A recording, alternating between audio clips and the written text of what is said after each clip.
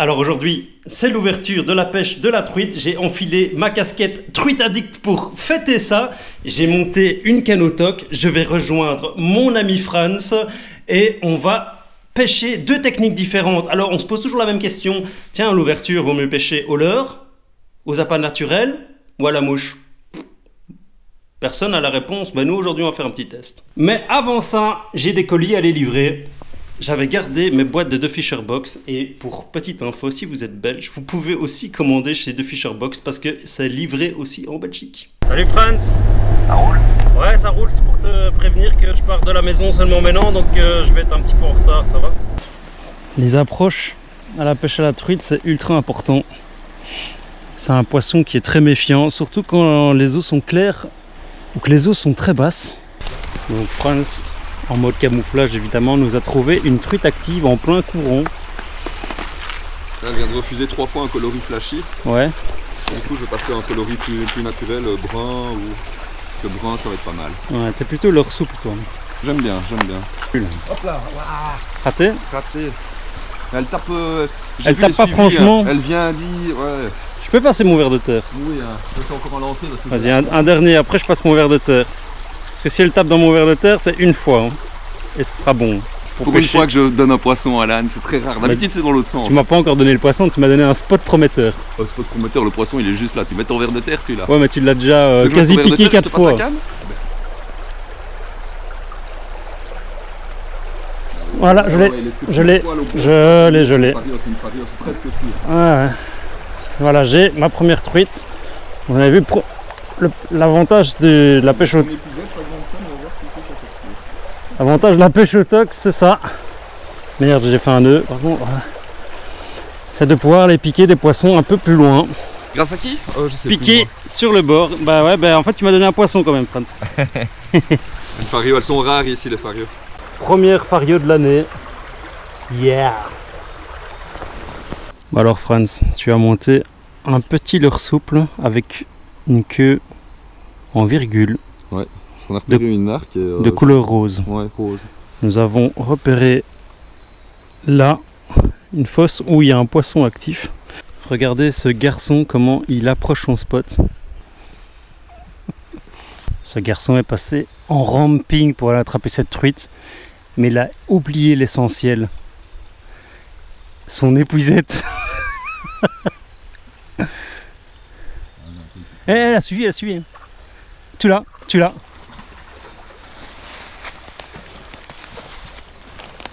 Elle est nerveuse. Hein. Ah, c'est une belle truite, ouais.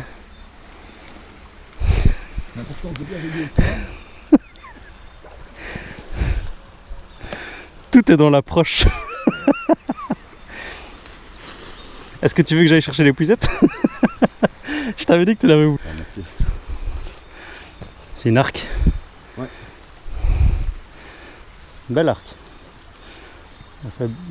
Et là, il y a deux énormes poissons là. Ouais, je pensais avoir vu un plus gros. Hein.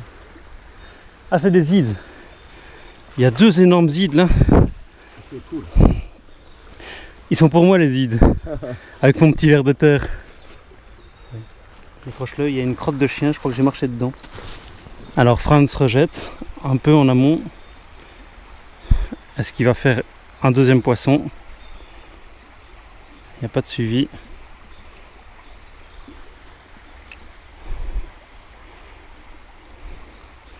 Il y a une grosse arc qui traîne là au-dessus. Elle ne suit pas. Ah si. Elle suivait, elle suivait. Avec ton leurre de Tarousse, t'arrives à faire des truites, non?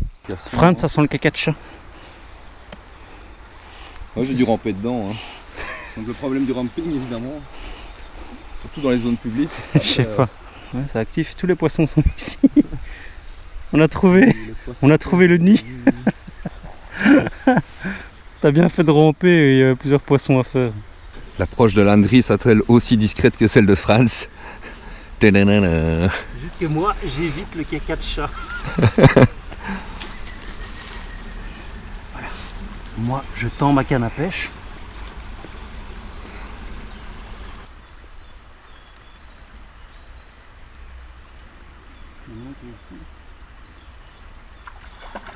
Ouais. On l'avait pas vu. Elle est sortie.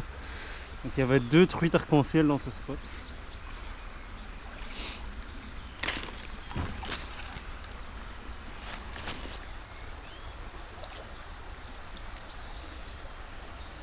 Elles sont vives. Hein.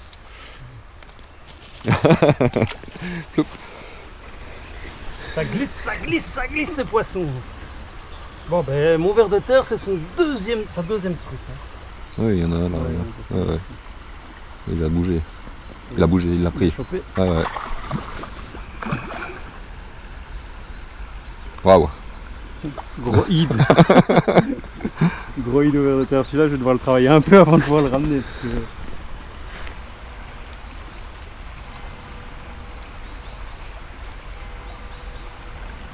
Troisième poisson de la fosse. Il est balèze. Il est énorme, ouais. Bref, on n'attrape pas que des truites à la pêche au ver de terre.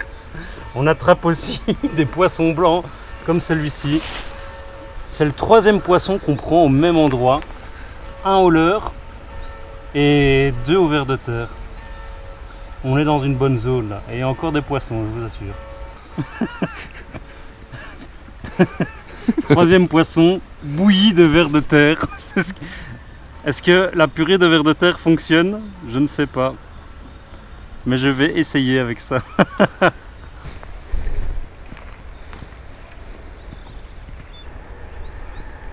Cette fois-ci, c'est une carpe.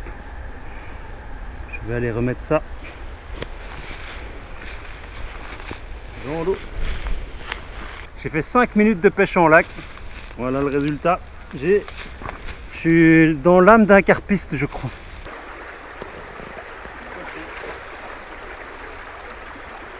Ça a l'air gros.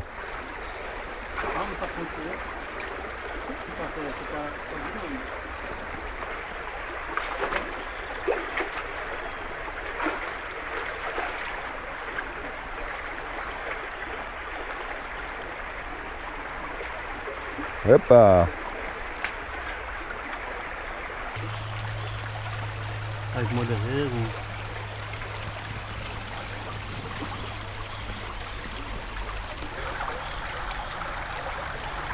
Et voilà la journée, la demi-journée se termine pour nous, l'ouverture s'est terminée, en tout cas pour cette journée. On a fait 4 truites, 2 carpes et un hid, et un sacré hid. Donc finalement on a presque fait 50-50 de poissons blancs et de truites. Et ça c'est aussi grâce à la pêche au ver de terre. Hein. Avec les vers de terre on attrape presque tous les poissons qui peuvent se trouver dans la rivière. En dehors des brochets, je veux dire, parce que les brochets, les prendre au ver c'est quand même vachement compliqué. Moi je vais quand même faire un dernier petit passage au ver de terre pour essayer de choper encore une truite ou un hid. Parce qu'on est dans le hotspot qui est ici juste derrière nous. Toi.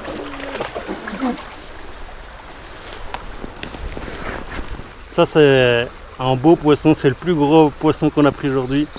Alors sur ma canne il y a 1 mètre, on va peut-être la mesurer, à mon avis elle fait 45. 43 cm pour clôturer cette journée. Ciao, c'était Hélène et Franz. À la pêche de la truite. Vive le mucus.